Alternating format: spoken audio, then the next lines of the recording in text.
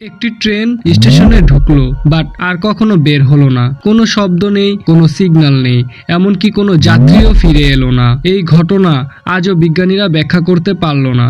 চলুন আজ জানি ইতালির ভেনিসর ট্রেনের রহস্য। ঘটনা শুরু 1911 সালে ইতালির রোম শহরে।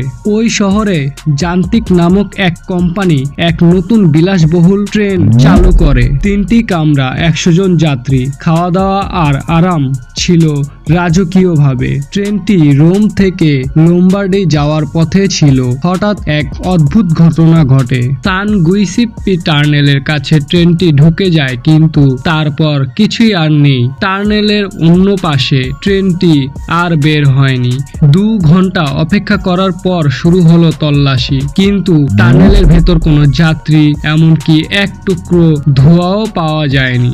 এই ঘটনা এখানেই ধামাচাপা পড়ে যায়। তার বহু বছর পর সোভিয়েত রাশিয়া, বর্তমানে ইউক্রেন এর মধ্যে একটি আশ্চর্যকর ঘটনা ঘটে।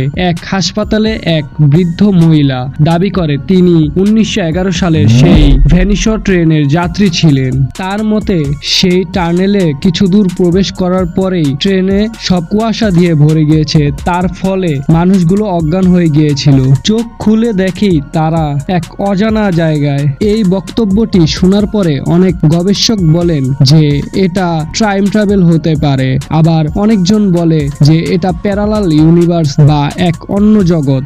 আবার অনেকে বলেন যে এই পুরো ঘটনাটাই ছিল এক পুরো বানোয়াট ঘটনা বা গল্প।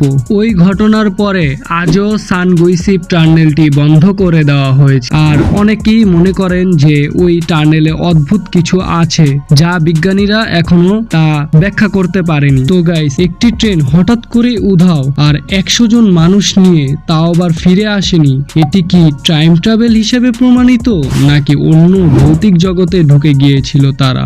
আপনারা কি মনে করেন তা কমেন্ট সেকশনে জানাতে পারেন। সত্যি নাকি গল্প তাও জানাতে পারেন। যদি গাইস ভিডিওটি ভালো লাগে তাহলে একটি লাইক দিয়ে সাবস্ক্রাইব করে আমাদের পাশেই থাকুন।